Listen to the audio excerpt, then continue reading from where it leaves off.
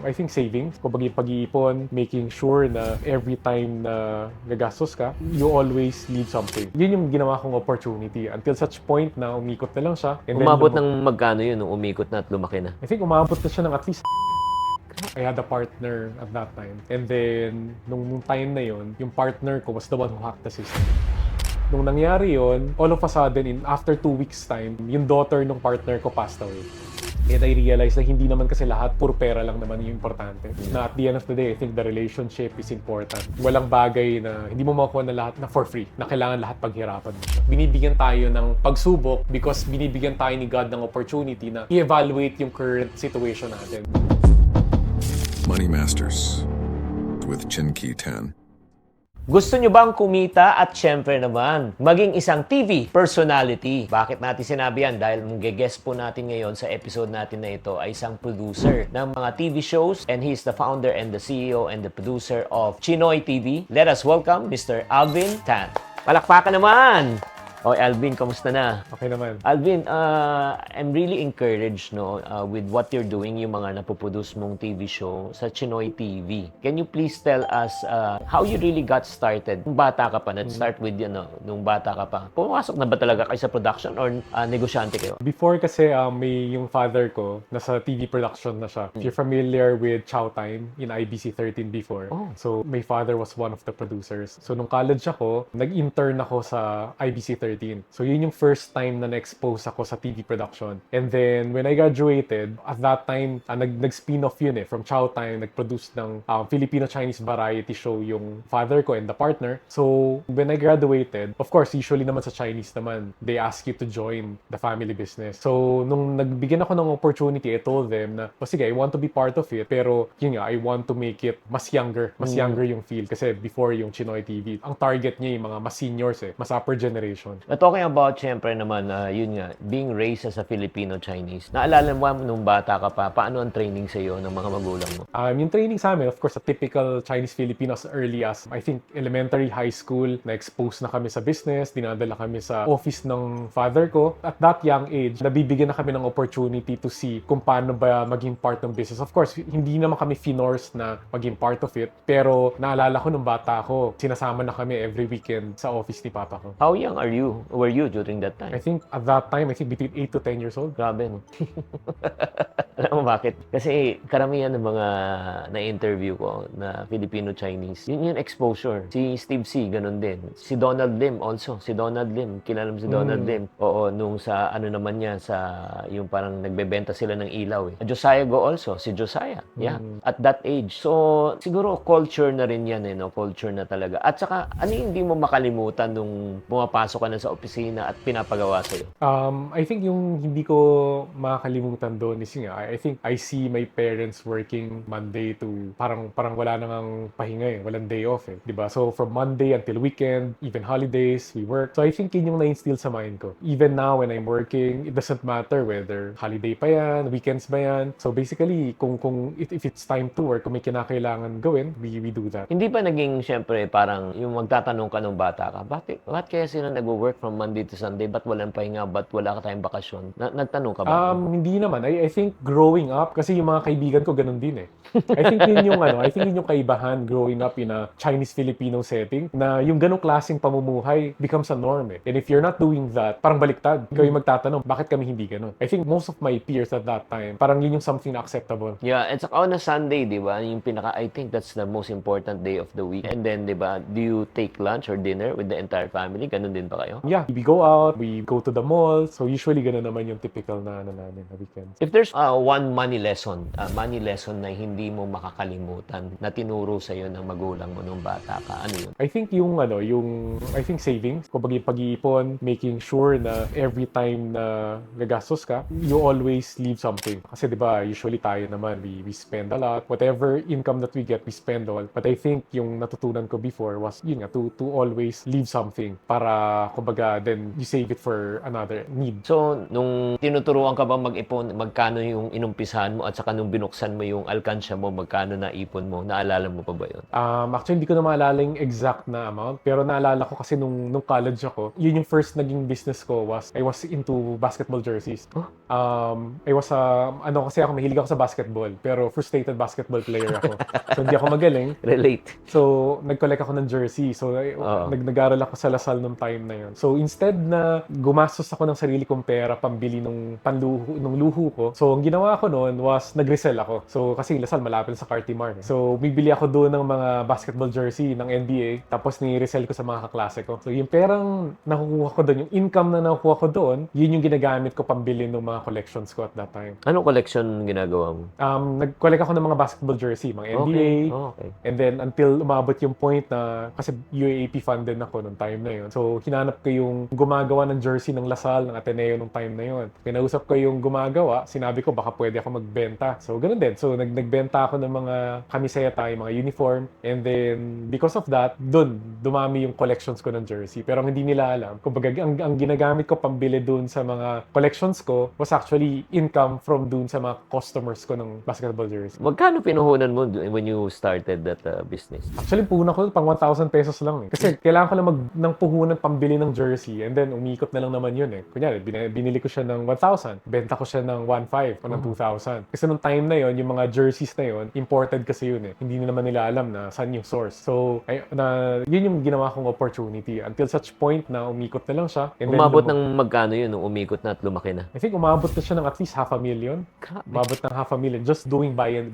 and sell ng basketball uniform. So imagine mo from 1,000 pesos tapos lumaki siya into 500,000 already. Kasi yan ang isang malaking challenge na karamihan ng tao na sinasabi, ayun nga, mahirap magnegosyo. Totoo bang mahirap magnegosyo? I think during nung time na yun, actually parang naglalaro nga lang ako nung time na yun. Kumbaga, I think as long as yung ginagawa mo naman is something na aligned dun sa passion mo. During my time, it's basketball. So actually, hindi ko nga naramdaman na negosyo yung ginagawa ko. In fact, ang thinking ko lang is kailangan ko magbenta para dumami yung collection ko. Kasi kesa humingi ako ng pera sa magulang ko na hindi naman ako bibigyan, pagbili ng jersey. So yun. So para sa akin, kumbaga in that kind of scale na parang buy and sell, tingin ko hindi naman siya ganun kahirap as long as meron ka namang sinaserve na particular need. So guys, I think this will be a really great learning lesson for all of us. No? Lalo kung kayo mag-uumpisa ng business. Number one, what we can learn is find something that you are passionate about. Yung talagang gustong-gusto mo. That's number one. Number two, find something that you are knowledgeable. And I'm sure kasi knowledgeable ka about mga basketball. Alam mo yung presyo, di ba? So, yun. And then number three, yun nga, find a good source. Meron siya nakitang source. And then number four, yun nga, yung capital 1,000 pesos. Pwede ka mag-start talaga sa maliit. So, let's talk about right now. Sige, since nasa business ka rin, no? Aside from that, ano pa yung mga businesses na mga naitayo mo after that basketball jersey? After na basketball jersey, pumasok naman ako sa IT. So, I was into an IT company. So, ang ginagawa namin, it's a technology-based social enterprise. So, basically, gumawa kami ng system para sa e-load. Kasi nung time, I think before, nung time namin, yung prepaid load, yun yung kumbaga, in nung time na yun. And then, nahihirapan yung mga tao na bumili ng mga prepaid load, lalo na kung Globe ka, kumbaga, kailangan sa Globe ka rin bibili. So, gumawa kami ng system, tawag niya universal loading. So, kumbaga, si Globe nakakapagbenta ng load or nakakapagpasa ng load papunta kay Smart. Si Smart papunta kay Sun. Okay. Tapos nakakabili rin sila ng mga internet cards. So, basically, parang in-empower namin yung mga tao na naghahanap ng business na maliit lang na capital. Anong taon yun? That was 2004, 2005 man. 2004. Paano mo naisip yung ganung yung technology? Kasi wala pang gumagawa nun. I think you were one of the first. Na kasi guys, ito lang just to give an idea. Noong 2004, nung lumabas ang si Globe sa Globe, si Smart lang. Paano na kung gusto mong kailangan mo, kunyari, gusto mong mag-resell ng SIM. Kailangan meron kang cellphone ng pang Globe, meron kang cellphone pang Smart, ganito siya eh. Pero anong ginawa nyo? So, basically, gumawa kami ng system na nag-aggregate na doon na hindi mo kailangan magpalit ng SIM card. So, kung ano yung SIM card mong ginagamit, i-register mo lang sa system namin, then magagawa mo ng magbenta ng iba-ibang load. Telco, ng iba-ibang telco. Iba-ibang telco. Lahat na yun. Lahat na. Ang advantage doon is yung seller, for example, yung e-load retailer, hindi niya na kailangan ng 3 cellphone. Usually kasi 3 cellphone, 3 puhunan. So ngayon, 1 cellphone, and then isang puhunan lang, then mabebenta mo na lahat ng iba-ibang klaseng product. Because of that, okay, magkano naman ang pinuhunan mo when you started? Nung time na yun, umabot siya ng almost 1M. And then, ang naging investor nun was yung father ko plus yung mga kaibigan ng papa ko. Oh, nag-invest sila? Nag-invest sila. Wow. Okay, 2004. Sige. Ano naging resulta? Naging profitable ba siya? What was the result? Initially, kumita naman yung company. But dumating yung point na, I think because of the because of the competitors, because of, nagbago na kasi yung from 2004 to 2010, medyo nag-iba na yung situation. Plus the fact na nagkaroon kami ng crisis, nagkaroon na na-hack yung system namin at that time. So, nung na-hack yung system namin, nung time na yon, so, nag-end up na nagsarado rin yung Hindi, pero I'm sure kumita ka muna noong 2004. Kumita muna. Oo. Noong 2004, kailan mo nabawi ang 1 million? I think nabawi namin siya after 2 years. 2 years? Mga 2 Tagal years. din, ha? Matagal din. Matagal din. So, after 2 years, tapos naging profitable na siya. Kung makikita nyo, guys, it's very important kung gusto nyo mag-start ng negosyo. Mas maganda na you should be in front of the trend, not at the back of the trend. Ang ibig sabihin yan, find something that is new, di ba? Ang ginawa po niya talaga, napaka-genius po yan eh. Yung parang, yun nga, sa panahon ngayon, di ba? Ang pinakamahirap talaga ngayon is how to buy things eh. Especially nung panahon ng pandemic. Tapos ang nangyari nga, because of mga delivery online, it really, created new economy. Ganon din sa pera padala. Di ba? Before, you have to go to parang a place na tapos like yung Palawan Express and then you have to send money.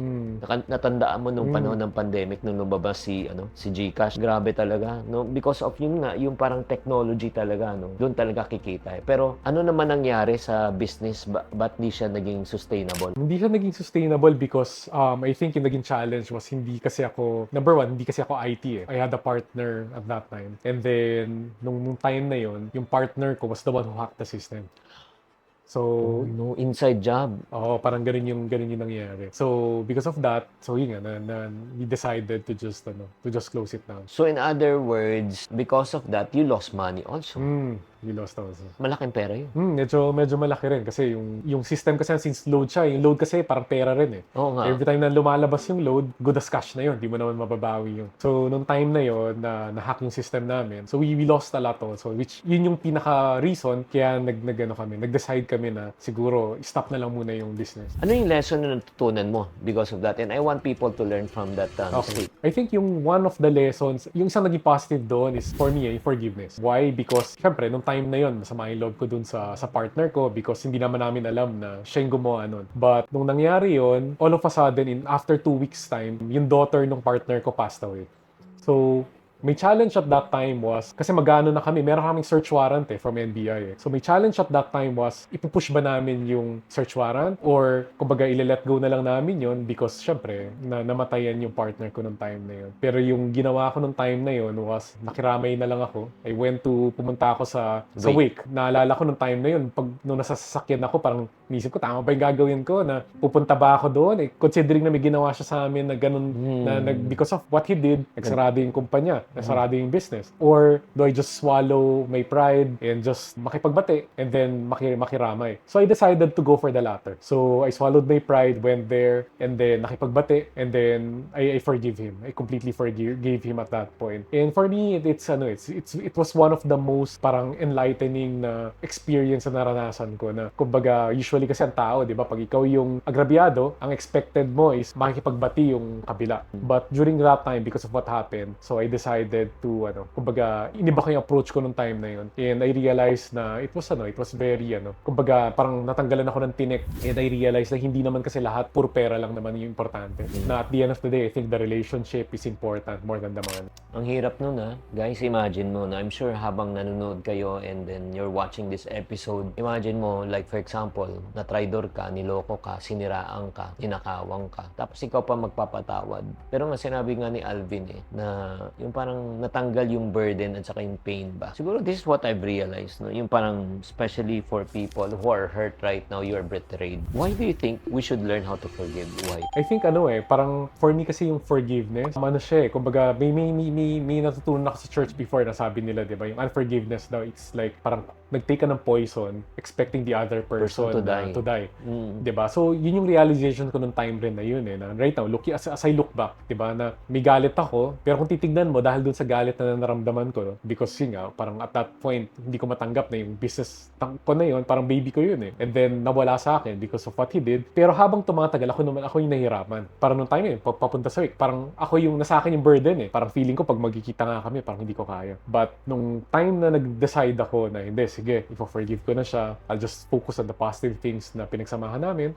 After nung pagpunta ko doon, parang feeling ko, natanggalan ako ng ng tinik Ano naman naging reaction niya nung pumunta ka doon? Nung nandun ako, nagulat din siya in a way. Nagulat siya kasi hindi niya naman expected di ba? Pero inamin ba niya na talaga hindi na namin pinag-usapan. Pero hindi siya naghumingi ng sorry. Hindi na siya humingi ng sorry. Wow. Iba yun Kasi nga, di ba, kunyari sinasabi mo, I want to forgive you. I want to forgive you. It means say, that person asked for forgiveness. But in this case, hindi nag-apologize ng tao, Hindi but still you chose to forgive. Wow. So, yun. So, parang sa amin, dahil syempre, I understand naman kung yung pinagdadaanan niya ng time na yun. So, basically, I shook hands. Kumbaga, parang, I think, gets niya na yun So, after that, move forward na kami. So, kumbaga, magkaibigan pa rin kayo. Hindi na kami wala nang encounter. Wala nang chance na nagkita pa kami uli after that. From that year until now, wala pa uli. But at least for me, at least pinaka-importante sa akin, wala na yung burden sa akin. Grabe. I think in this episode of ours, we have to understand na yun nga yung scenario, hindi humingi ng tawad yung tao, pero he chose to forgive. That's the reason why, yun nga, when I read the Bible na, yun nga, we should learn how to forgive 70 times 7. Sabi ko, parang weird naman. Nasaktan na tayo, niloko na tayo pa magpapatawad. Parang sobra naman tayong lugi, agrobyado. Then come to think of it, the reason why God is teaching us to learn how to forgive, it's not for the sake of that person, it's for our sake. Guys, hindi to aksidente kung ikaw, you're living in bitterness and anger right now. And you have all the right to become angry and to become bitter dahil sa ginawa niya. Pero ito lang, think about this. The reason why you need to learn how to forgive, it's not because that person deserve your forgiveness, but you deserve peace. Why punish yourself for the mistake of others? Siya na nagkamali, pinarusa mo pa yung sarili mo. Kaya nga, walang, grabe to grabe tong Alvin, pinahanga mo ko na, kasi minsan, hindi kita papatawarin kahit humingi ka ng tawad sa akin. Tama? Or if not, pwede mo sabihin, patatawarin kita kasi humingi ka ng tawad sa akin. Ito matindi. Hindi na humingi na tawad, pinatawad pa. Grabe talaga. Okay, moving forward right now. Moving forward. So, after that, ano na yung mga ibang business? How did you start and get to go to Chinoy TV? So yun. So, during nung nasa IT kasi ako, mom ko pa yung nag-handle nun. So, tumutulong-tulong ako from time to time. Pero hindi ako full-time doon. So, because at that point, ang plan talaga was yung brother ko, yung younger brother ko, yung tutulong sa mom ko. Kasi siya yung nasa multimedia. But noong 2010, because of what happened, so, nagkaroon ako ng opportunity to consider being part of the family business. So, yun yung naging start nung pagpasok ko as a full-time sa Chinoy TV. In fact, accident nga lang yun Kasi nung time na yun, gumawa ako ng proposal sa isang TV network. Nung time na yung mom ko kasi very traditional Chinese, hindi naman marunong gumawa ng proposal, hindi rin familiar mag-present. So, tinulungan ko siya maggawa ng proposal. Tinanong ko siya, sinong signatory? Sabi ni mom ko, hindi, ikaw na lang kasi kung biglang nagka-interest daw yung network na yun, magpapapresent daw yun. Hindi naman daw niya kaya mag-present kasi hindi naman siya ganun ka-fluent, hindi naman siya very corporate. Sabi niya, ako na lang daw. All of a sudden, biglang nag-reply yung network, which is Net25 at that point. So, nung nagkaroon ng interest si Net25, then yun, nagtuloy-tuloy na. Kasi nga, dahil nilagay ko doon, ako yung presidente. Pero in reality, nung time na hindi naman talaga ako yung presidente. Kaya kailangan ko lang lagyan ng designation for formality lang. Tama. Dahil tinanggap nila, so kailangan ko lang panindigan yung nilagay ko doon. So, because of that, naging part na ako ng Chinoy TV, starting 2010. So, tell us more about Chinoy TV. What does it do? Chinoy TV, I think it's I treat Chinoy TV like a social enterprise in the sense na we create contents for the Chinese Filipino community. We try to create contents that would allow the Chinoys to appreciate yung Chinoy identity nila. Because maraming Chinoy yung hindi na nagkakaroon ng confusion na ano ba ako? Pilipino ba ako? O sino? Diba? There's a lot of people na nagkakaroon ng ganong struggle. So, yun. So, during that time, we decided to do that and then create contents na magkakaroon ng interest, lalo na yung mga kabataan, na mas lalo nilang ma-appreciate yung pagiging Chinoy nila. So, at the same time, kasi nung bata rin ako, hindi ko sure kung familiar ka doon, merong show yung Pinpin eh. Nung bata ako, pinapanood ko yung Pinpin. I think naalala ko, elementary yata ako nung time. I think nag-guest din ako for a few episode doon. Oo. So, yung parang batibot na. Parang batibot na Chinese Chinoy version. Oo. So, naging part nanonood ako noon and I think it really impacted me eh. Doon ko na-appreciate na kailangan mag-speak ng Chinese, ng Hokkien. So nung time na yun, so nung nakita ko yung ginagawa ng parents ko na Chinoy TV, na dati, ano lang sila before eh, parang they just feature yung mga nangyayari sa mga association. Napapanood ko yun every Sunday. Association events lang. Sabi ko, kung magiging part ako niyan, gusto ko, manunod din ako. Kasi kung magiging part ako niyan, tapos hindi naman ako manunod, itutuloy ko lang yung ginagawa nila. Parang feeling ko, parang ano siya eh, kung hindi buong puso ko dun sa gagawin kong bagay, parang medyo hindi rin okay. Kaya sabi ko sa kanila, since meron akong inspiration, yung Pinpin, gusto ko kung ano yung nagawa sa akin ng Pinpin, kung ano yung impact nun sa life ko, gusto ko maging impact rin na magagawa ng Chinoy TV dun sa impact ng mga kabataan. So that's why nireformat namin yung buong Chinoy TV. Kumbaga kung dati pang seniors lang siya, puro events. So binago namin siya, naging lifestyle siya nung 2010. Grabe. Pero pagpatak nung pandemic, nagbago rin siya. Kasi nga, nung pandemic naman, syempre, parang weird naman na nagla-lifestyle tayo. We're featuring food, places. Tapos pandemic naman, kumbaga na-realize namin nung time kumbaga in-evaluate namin yung purpose ng Chinoy TV. Sabi namin, during that time kasi, yung mga Chinoy, nakakuha tayo ng mga negative na feedback na sinasabi nila, yung virus daw, yung COVID, nanggaling sa Wuhan. Ay, oo. And then, people think, so sa social media, we get na, balik na kayo ng China, parang people put the blame, parang nasasama yung mga Chinoy dun sa Wuhan virus. At the same time, yun yung peak rin ng island eh. Siyempre, we know naman na may konting dispute now dun sa island. So, nadamay ngayon yung mga Chinoys. So, we decided na, sige, what if we start featuring stories of Chinese Filipinos? Yeah. So we decided to reformat, launch the show called Chinese by Blood, Filipino by Heart. So we defined being a Chinoy as Chinese by Blood, Filipino by Heart. So yun, we aired on CNN Philippines and I think that's one of the most successful campaign that we had. And it came from the pandemic. Sino yung mga naging guest na na-feature yung mga Filipino-Chinese na mga ano? Of course, one of which is you. Si Chinky was one of the featured personalities. We also had Kenneth Cobonpue, we have Gretchen Ho, we have Steve C, sila Josiah Go. So basically, all Francis Kong, Jo Marie Chan. So basically, Chinoys from all walks of life. So basically, ang ginawa namin doon was we featured Chinoys who are into business, into finance, into entertainment, into arts. Kasi gusto namin baguhin yung mindset ng tao na yung mga Chinoy, magaling lang magnegosyo. Kasi yun naman yung thinking na magaling sa finance, magaling sa business. But in reality, medyo nag-evolve na rin yung Chinoys eh. So now, you can see Chinoys in the entertainment. You have Kim Chu, you have En Chong. Si Kim Atienza. Diba? So there's a lot of Chinoys now na hindi lang nasa business, sa entertainment, nasa arts, nasa fashion, nasa TV. Diba? So basically, yun yung gusto namin pakita sa tao na nag-evolve na yung Chinoy community. At the same time, even if meron tayong Chinese blood, Pilipino tayo lahat. Yeah. Na proud tayo sa pagiging Pilipino natin. Grabe. Totoo yun ha. Trivia lang tayo nung konti. Do you still know Chinese words? Oo, marunong ka Chinese. O sige. Ano yung isang Chinese word na pwede nating ituro sa mga taong nakikinig at nanonood? Dia Yen Tao. Dia Yen Tao. O, alam nyo ano ibig sabihin yan? Ikaw ay guwapo. O, napakagwapo mo. O, tapos yung opposite niyan sa babae, Dia Sui. Dia Sui. Ang ibig sabihin, napakaganda mo. Oo. That's what you call as Fukien. Fukien. Oo. But there's such a word naman called Mandarin. Ang Mandarin naman, it's the international language of the Chinese. It's spoken worldwide. From Singapore Singapore, Taiwan, China. lahat. Oo. So if you want to convert that, yung di ya yen tao to Mandarin, kaya mo? Nihan Shuai. Shuai ba? Shuai yung gwapo. Oo, shuai ba? Ano may yung yenching ba? Ano naman yun? Hindi ko lang sure. Oo. Pero yung beautiful naman, Nihan Piao Liang. Piao Liang. Oo, Piao Liang naman. Or may mga sinasabi, Mei Li. Oo, Mei Li o Piao Liang. So, tapos ito pa, last, siguro sa food naman, sa food. Anything about food. Siopao, siomai. Yung ano naman, we say, pag delicious, hojia. Hojia. Or sa Mandarin, we say, haochi. Hojia. So, Hojia, hodim. hojia, hodim, oo. So right now, what do you think naman in terms of yung Chinese culture has to do in terms of your decision-making process, especially with finance? Paano to naka-influence sa'yo?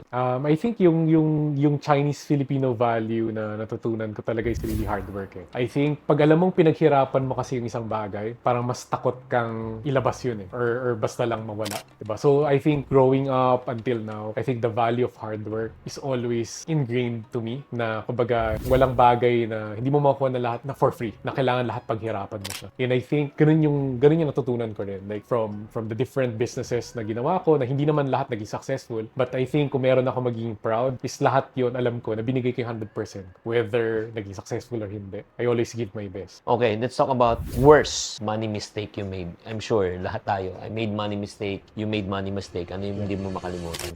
I think yung worst money mistake ko was, I think nagpautang ako. Nagpautang ako without really doing a clear background check on the person. So, I think yun yung isang mistake na nagawa ko. At the same time, I think may mga investments also na hindi ko rin masyadong pinag-aralan. Na feeling ko, as I look back, I think I should have spent more time studying, analyzing. But yun, I think there were times na excited ako masyado akong nag-focus dun sa profit, dun sa gain, na I let my emotion Make the decision. Oo. Na sana, nung time na yon, kasi syempre, pag bata ka, may tendency, masyado kang parang very reckless sa decision. So I think, nung bata ako, since maaga ako nagnegosyo, I think dumating rin ako sa point na gano'n na marami akong reckless na decision. Guys, matuto tayo. Never get into something that you do not understand, number one, no matter how profitable it may be. And very important talaga na kung gusto nyo magsumubok sa investment, invest only the amount you can afford to lose. Diba? Lalo na kung trial lang. Kasi pag nasira, pag nawala, at least, konti lang nawala. Kung may worst money decision, syempre may best money decision din. Ano yung pinaka-best money decision you've ever made? I think one of the best that I did was being risk-taker also. I think I'm also the type, kumbaga, I think positive and negative yun pagiging risk-taker ko. Yung pagiging risk-taker ko, it cost me losses, but at the same time, it allowed me to get into opportunities na feeling ko hindi ko siya magagawa kung hindi ko siya trinay. Because for me, nung bata kasi ako, I'm very conservative. Kumbaga, I'm very safe. I'm a very safe person. But I think as I went along, because of those mistakes na mga nagawa ko, mas naging bold ako in terms of doing things. Na, sige, pag ito may opportunity naman, na tingin ko na worth it naman siya. And as you mentioned a while ago, kung willing ka naman na malos yung willing kang i-invest, so I try to do it also. So, ang ibig mo sabihin, ang basis mo para mag-invest kayo sa isang bagay, syempre, risk versus reward yan eh. Diba? Kung okay yung reward, pero yung sinasabi mo, basta mag-i-invest ako ng pera just in case na mawala, hindi masira buhay mo. Ganun Yes, tama correct. ba yun? Yeah. So guys, learn from it. Always ask yourself this question if you want to take risks. No? Ask yourself, just in case you made a mistake, can you recover from this mistake? If the answer is yes, go for it. Yes. At the same time, ang learnings ko din doon, for example, nawala talaga yung money. Ang turo ng papa ko before, parang tuition fee daw yun. Parang isipin ko na lang daw na tuition fee yun, kesa nag-masteral degree daw ako. Kumbaga, parang isipin ko na lang na it's a real life masteral degree.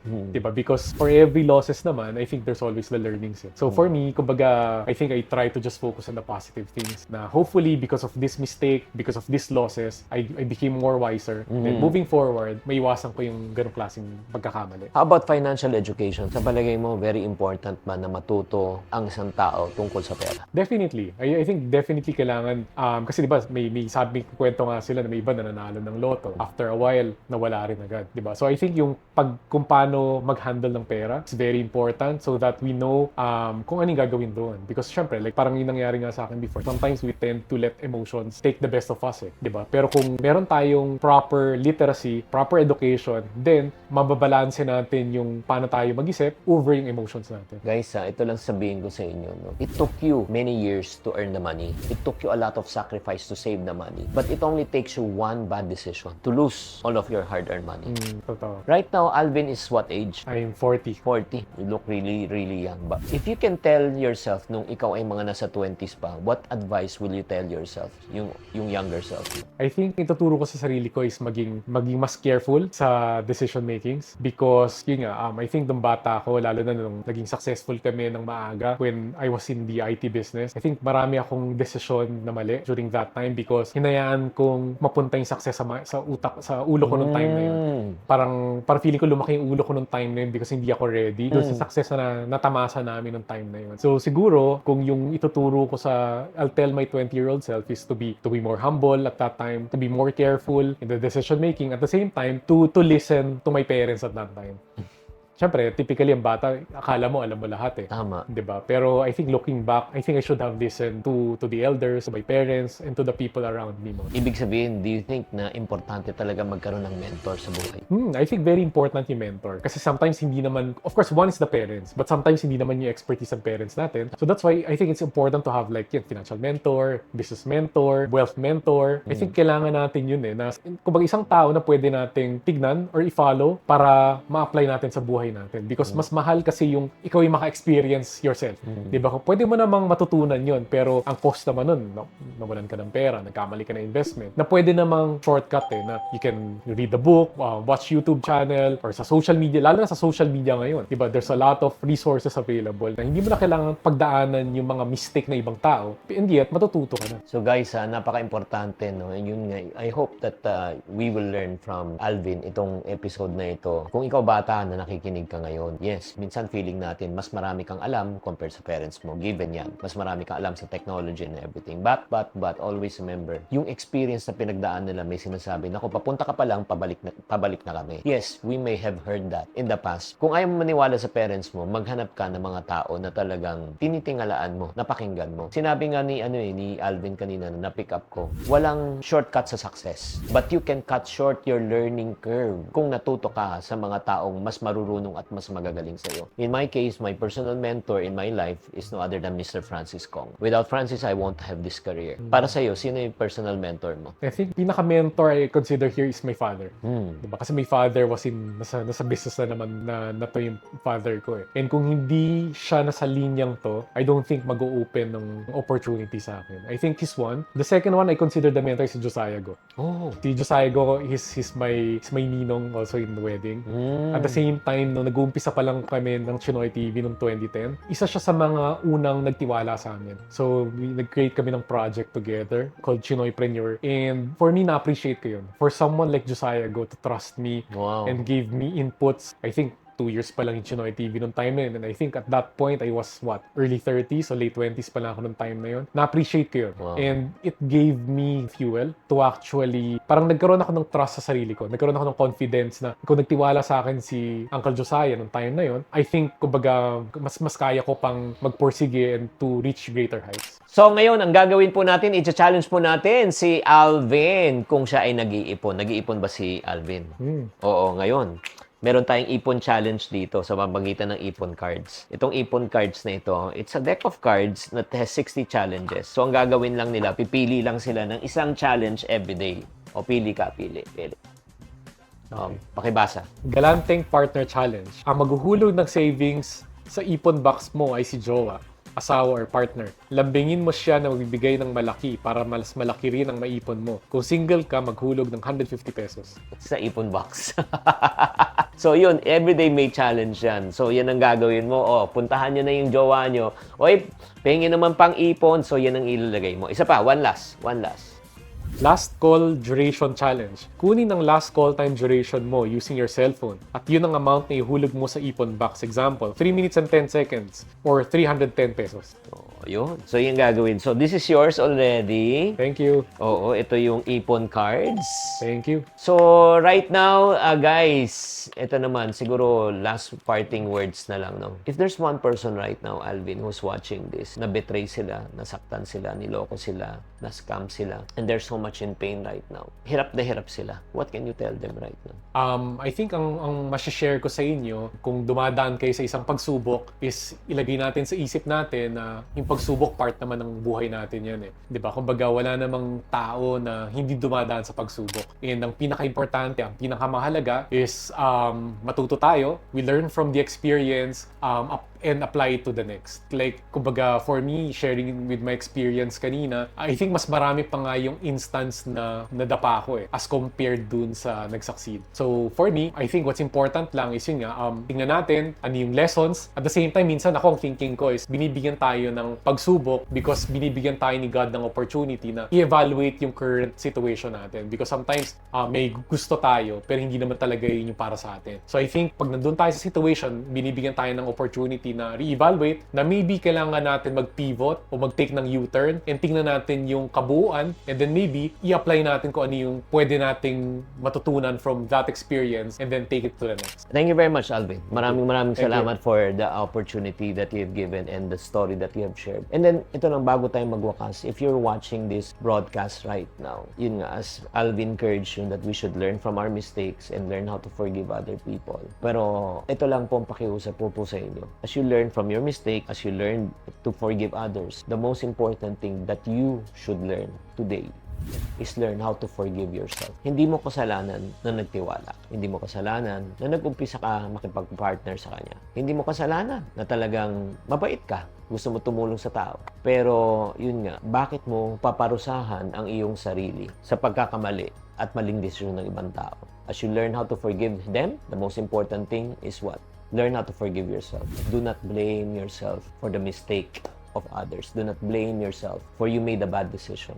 We all make bad decisions. Ang importante, sabi nga ni Alvin, matuto tayo sa pagkakamali, matuto tayo magpatawad, at huwag mo kalimutan na matuto kang patawarin ang iyong sarili. Kung nagustuhan nyo tong episode na ito, pakitype na lang sa comment section kung ano po ang natutunan nyo, how this episode has ministered to you and helped you in the process. Please also don't forget to follow us, to subscribe, and don't also forget to follow ano yung mga social media channels. Yung Facebook namin is Chinoy TV Official. Facebook is Chinoy TV Official. And then for YouTube is Chinoy TV Online. Let us support yung ano nila, panoorin nyo, mag-binge kayo doon, panoorin nyo ulit, ang marami kayong matutunan. Kung may natutunan kay Alvin, mas marami kayong matutunan sa mga guests ni Alvin. Maraming salamat. As I always say, tamang karunungan, tamang disiplina po ang susi sa pagyaman.